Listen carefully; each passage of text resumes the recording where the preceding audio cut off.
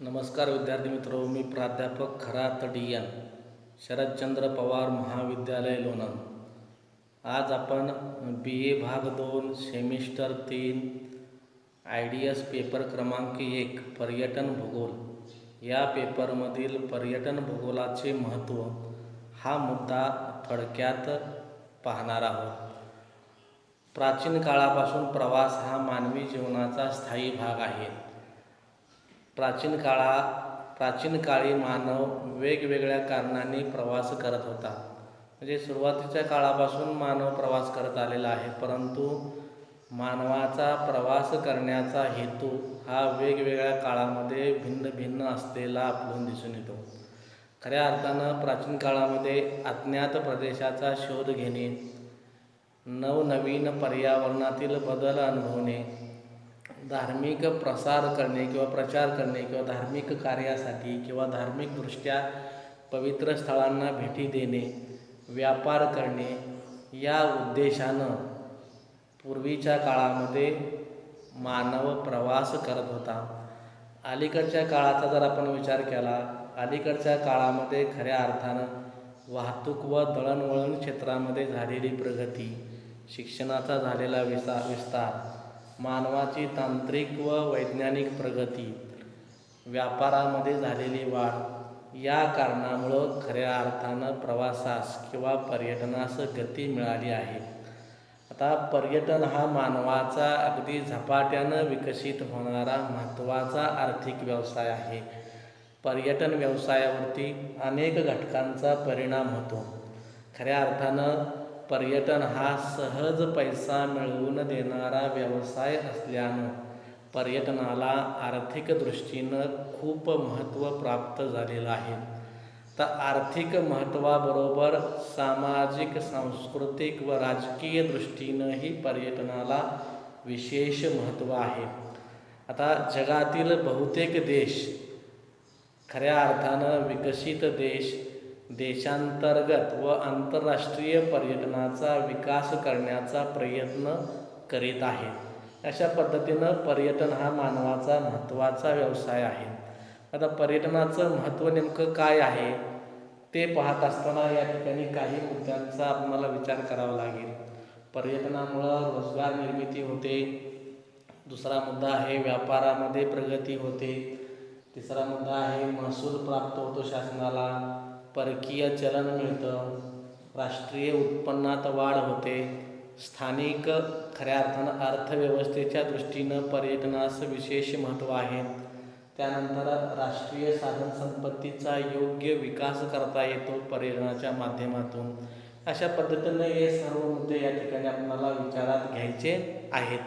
सुरुवातीला पहिला जो मुद्दा आहे पर्यटनाचं महत्त्व पाहत असताना, म्हणजे आर्थिक महत्त्व पाहत असताना रोजगार निर्मिती. आता ज्या ज्या देशामध्ये किंवा ज्या ज्या ठिकाणी पर्यटन व्यवसायाचा विकास झालेला आहे अशा ठिकाणी किंवा ज्या ज्या ठिकाणी पर्यटन केंद्रे निर्माण झाली आहेत अशा ठिकाणी पर्यटनाच्या माध्यमातून मोठ्या प्रमाणावरती रोजगार मिळतो. विशेषतः अकुशल लोकांनाही पर्यटन व्यवसायाच्या माध्यमातून रोजगार मिळतो. यामध्ये हॉटेल्स असतील, रेस्टॉरंट्स असेल, खानावळी असतील, प्रवासी एजंट असेल, वाहतूकदार असेल, दुकानदार असेल इत्यादी मार्फत पर्यटन क्षेत्रामध्ये रोजगार उपलब्ध होतात. याशिवाय टॅक्सी चालक असेल, बस चालक असेल, टांगेवाला असेल, रिक्षावाला असेल, फोटोग्राफर्स असतील, घोडेवाले असतील, दूध विक्रेते, भाजी विक्रेते, गाईड्स, मार्गदर्शक यांनाही खऱ्या अर्थानं पर्यटन क्षेत्रामध्ये मोठ्या प्रमाणात रोजगार उपलब्ध होतात. आता पर्यटन क्षेत्रामध्ये उपलब्ध होणारे रोजगार हे अल्पकालिक असतात. म्हणजे कसं की खऱ्या अर्थानं पर्यटन हा व्यवसाय ऋतूनुसार चालणारा व्यवसाय आहे. विशेषतः हिवाळ्यामध्ये व उन्हाळ्यामध्ये पर्यटन क्षेत्रामध्ये भेटी देणाऱ्या पर्यटकांचं प्रमाण जास्त असतं. त्यामुळं या ठिकाणी जे काही रोजगार उपलब्ध होतात ते अल्पकालिक असतात, थोड्या काळासाठी असतात. आता पर्यटनाचं दुसरं महत्त्व सांगत असताना महसूल प्राप्ती. म्हणजे महसूल प्राप्ती, म्हणजे शासनाला पर्यटनाच्या माध्यमातून महसूल मिळतो. आता खऱ्या अर्थानं प्रत्यक्ष अप्रत्यक्षरित्या शासन वेगवेगळ्या गोष्टींवरती कर आकारतं आणि या कराच्या माध्यमातून आपणाला पैसा मिळतो किंवा महसूल मिळतो शासनाला. आता पर्यटन केंद्राच्या ठिकाणी असणारी हॉटेल्स असतील, रेस्टॉरंट्स असतील, खानावळे असतील, विविध प्रकारची दुकानं असतील, विविध प्रकारच्या बाजारपेठा असतील, विविध प्रकारचे क्लब असतील, या सर्व क्षेत्रावरती वाहतूक क्षेत्र असेल, शासन काय करतं, कर आकारतं आणि या कराच्या माध्यमातून शासनाला महसूल मिळतो आणि त्या महसुलामुळं आपल्या देशाचं उत्पन्न वाढू शकतं. म्हणजे अशा पद्धतीनं महसुलाच्या पोटी शासनाला पैसा मिळतो, तो पर्यटनाच्या माध्यमातून मिळतो. त्यानंतर तिसरा मुद्दा या ठिकाणी विचारात घ्यावा लागेल, परकीय चलन. आता पर्यटनाच्या माध्यमातून परकीय चलन मिळतं. आता परकीय चलन कोण घेऊन येतं, तर परदेशातून येणारे पर्यटक खऱ्या अर्थानं आपल्याबरोबर आपल्या देशाचं चलन घेऊन येतात आणि ते जे काय परकीय चलन आहे ते त्या देशाच्या दृष्टीनं अतिशय महत्त्वाचं असतं. विशेषतः आपण जर विचार केला अविकसित देशांचा किंवा विकसनशील देशांचा, तर या देशांच्या दृष्टीनं परकीय चलनाला विशेष महत्त्व असतं. कारण का, अशा देशामध्ये परकीय चलनाची कमतरता असते किंवा परकीय चलनाची समस्या मोठी असते. आता या देशांना परकीय चलनाच्या माध्यमातून परदेशातून विविध वस्तूंची आयात करता येते किंवा आयातीसाठी परकीय चलनाची मदत होते. त्यामुळं परकीय चलनाला अविकसित किंवा विकसनशील देशांच्या दृष्टीनं विशेष महत्त्व आहे. तर आता हे जे काही परकीय चलन आहे ते परकीय चलन पर्यटनाच्या माध्यमातून आपणाला मिळू शकतं. अशा पद्धतीनं पर्यटनाचं हे महत्त्वाचा फायदा आहे. त्यानंतर पुढचा मुद्दा, व्यापारामध्ये प्रगती होते किंवा व्यापाराचा विकास होतो. आता आपल्याला माहीत आहे पर्यटन केंद्राच्या ठिकाणी विविध वस्तूंची दुकाने थाटली जातात, विविध वस्तूंची दुकाने उभारली जातात. आता या दुकानांमध्ये विविध हस्तकलात्मक वस्तू असतात, विविध आकर्षक वस्तू असतात, विविध प्रकारच्या फळांची दुकानं असतात, खाण्याच्या पदार्थांची दुकानं असतात, दागिन्यांची दुकानं असतात, विविध प्रकारचे विणकाम केलेली लोकरी कापड म्हणजे कापडाची दुकानं असतात. अशा पद्धतीनं विविध वस्तू विकणाऱ्या विक्रेत्यांचा समावेश त्या ठिकाणी त्या बाजारपेठेमध्ये असतो. आता खऱ्या अर्थानं पर्यटक त्यांच्या वास्तव्याच्या काळामध्ये किंवा भ्रमंतीच्या काळामध्ये या दुकानातून खऱ्या अर्थानं विविध वस्तूंची खरेदी करतो. त्यामुळं त्या ठिकाणचा जो काय व्यापार आहे तो व्यापार विकसित होतो किंवा त्या व्यापाराची प्रगती होते. हे कशामुळे शक्य होतं, तर पर्यटनामुळे शक्य होतं. त्यानंतर पुढचं महत्त्व आपल्याला सांगता येईल, राष्ट्रीय उत्पन्न वाढतं. आता पर्यटनाच्या माध्यमातून प्रत्येक देशाच्या राष्ट्रीय उत्पन्नात वाढ होते. म्हणजे ज्या देशामध्ये पर्यटनाचा अधिक विकास झालेला आहे अशा देशामध्ये देशांतर्गत किंवा आंतरराष्ट्रीय पर्यटक मोठी प्रमाणात भेटी देतात किंवा त्या देशातील पर्यटन केंद्राच्या ठिकाणी अनेक पर्यटक येतात. त्यामुळं खऱ्या अर्थानं त्या देशाच्या राष्ट्रीय उत्पन्नात वाढ होऊ शकते.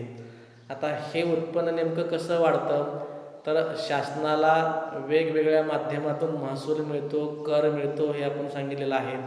त्यानंतर विविध वस्तूंच्या विक्रीतून जो काय फायदा मिळतो तो फायदा आहे. खऱ्या अर्थानं पर्यटन हा सेवा स्वरूपाचा व्यवसाय आहे. सेवा म्हणजे आपण पैसे देऊन सेवा प्राप्त करून घेतो आणि विविध प्रकारच्या मालाच्या विक्रीतून खऱ्या अर्थानं हे जे काही राष्ट्रीय उत्पन्न आहे ते उत्पन्न प्राप्त होतं. आता पर्यटकांच्याकडून विविध प्रकारच्या सेवा आणि वस्तूंची मागणी होते आणि त्या मागणीनुसार खऱ्या अर्थानं त्या स्थानिक भागामध्ये विविध वस्तूंचं उत्पादन होतं, विविध मालाचं उत्पादन होतं. आता या माध्यमातून खऱ्या अर्थानं त्या ठिकाणी मी पर्यटन केंद्राच्या ठिकाणी जी काही विविध दुकाने आहेत, जी काही विविध कार्यालये आहेत, त्यामार्फत किंवा महसुलीच्या मार्फत, कराच्या मार्फत शासनाला मोठ्या प्रमाणावरती पैसा मिळतो.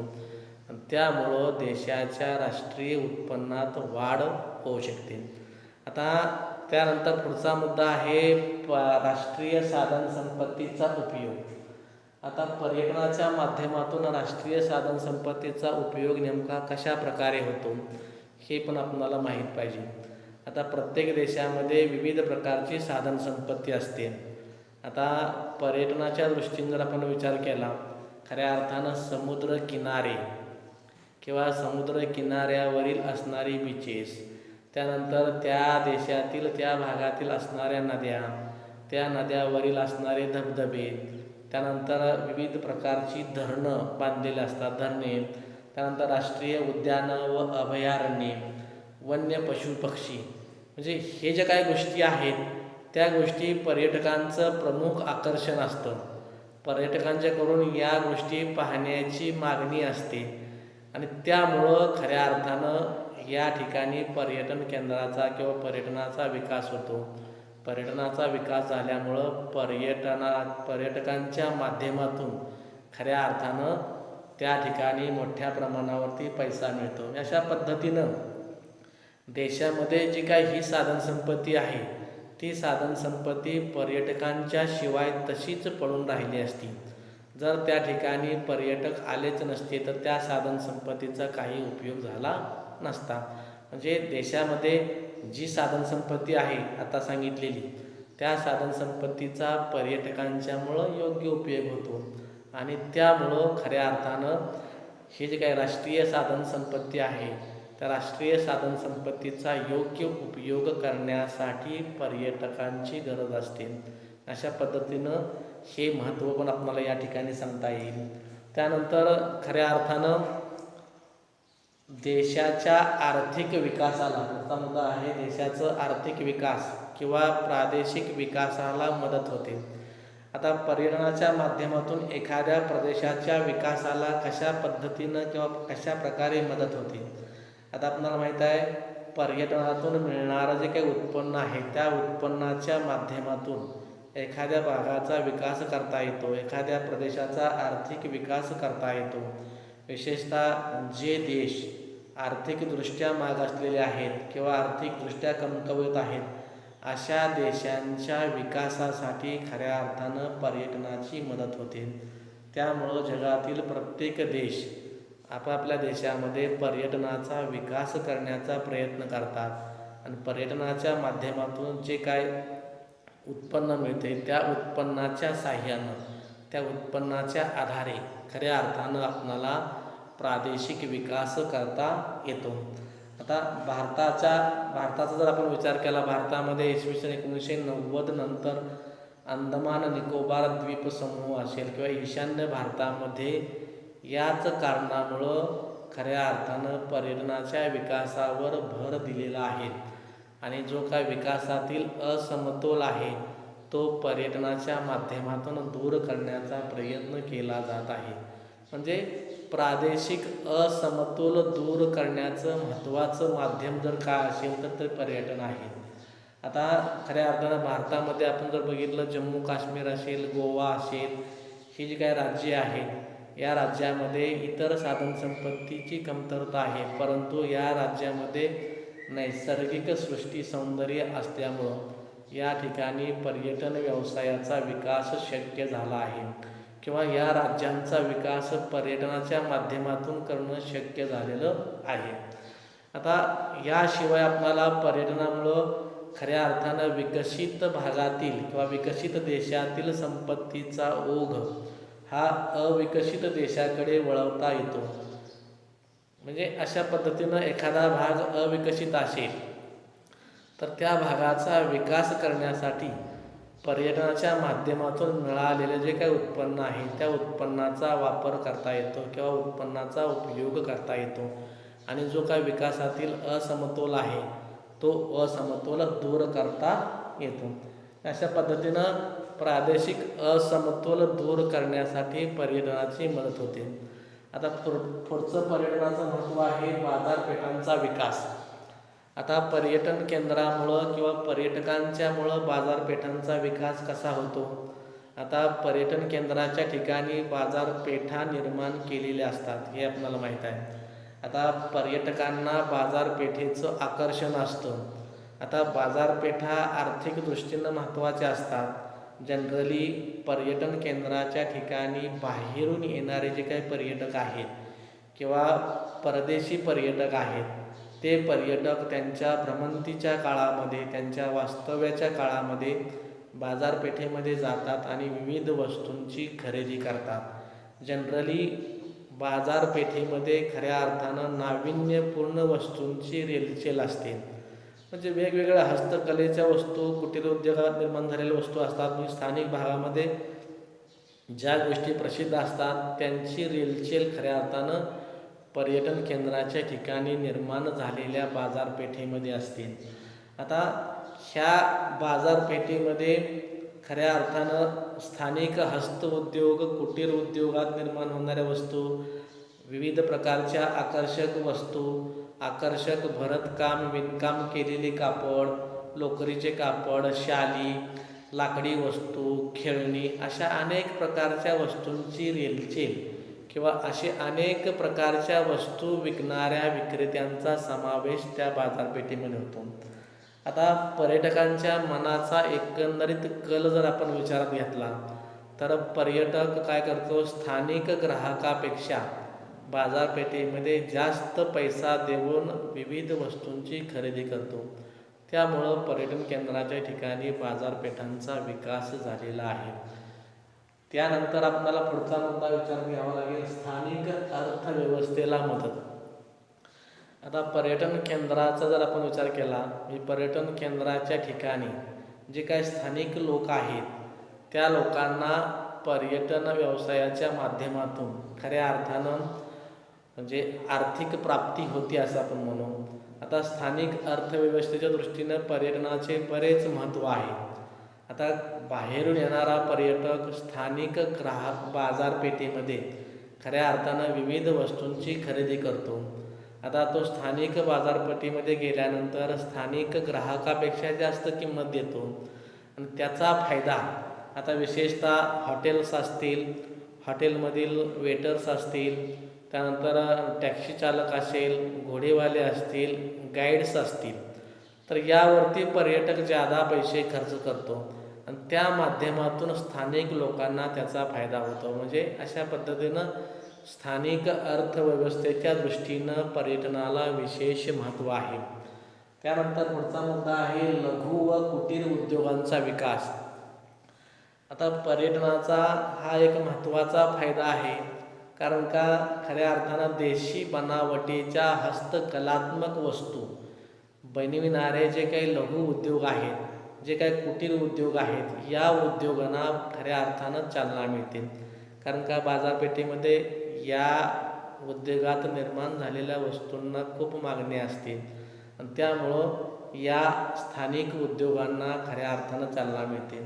आता उदाहरण पाहायचं झालं तर महाबळेश्वरला मिळणाऱ्या काठ्या असतील, गोव्यात मिळणाऱ्या शंख शिंपल्यांच्या माळा असतील किंवा इतर वस्तू असतील, काश्मीरमधील शाली व गालिचे तयार करणारे जे काही व्यावसायिक आहेत, ह्या व्यवसायाला खऱ्या अर्थानं पर्यटनाच्या माध्यमामुळं किंवा पर्यटनाच्या विकासामुळं किंवा पर्यटकांच्यामुळं या व्यवसायांचा विकास झालेला आहे. अशा पद्धतीनं पर्यटनाच्या माध्यमातून लघु व कुटीर उद्योगाचा विकास झालेला आहे किंवा होतो. आता शेतीच्या दृष्टीनं पर्यटनाचं महत्त्व आपल्याला थोडक्यात माहीत पाहिजे. म्हणजे पर्यटनामुळं शेती व्यवसायाचा विकास होतो असं म्हटलं जातं. म्हणजे नेमकं काय होतं तर त्या ठिकाणचं जे काही प्रस्तावित पीक प्रारूप आहे, क्रॉपिंग पॅटर्न, ते पर्यटनाच्या माध्यमातून बदलू शकतं. म्हणजे खऱ्या अर्थानं बाजारपेठेमध्ये ज्या ज्या गोष्टींना ज्या ज्या मालांना मागणी आहे तो माल खऱ्या अर्थानं स्थानिक भागामध्ये पिकविला जातो. विशेषतः व्यापारी पिकं असतील, मंडईची पिकं असतील, फळे असतील, भाजीपाला असतील, म्हणजे या पिकाखालील क्षेत्र त्या ठिकाणी वाढू शकतं किंवा वाढतं. कारण का पर्यटनामुळं किंवा पर्यटकांच्यामुळं या पिकांना जास्त मागणी असते. अशा पद्धतीनं पर्यटन व्यवसायाच्या विकासामुळं पर्यटनामुळं त्या भागातील पीक प्रारूप बदलू शकतं. अशा पद्धतीनं आपणाला पर्यटन भूगोलाचे महत्त्व किंवा पर्यटनाचे फायदे थोडक्यात चर्चा करता येतील. धन्यवाद.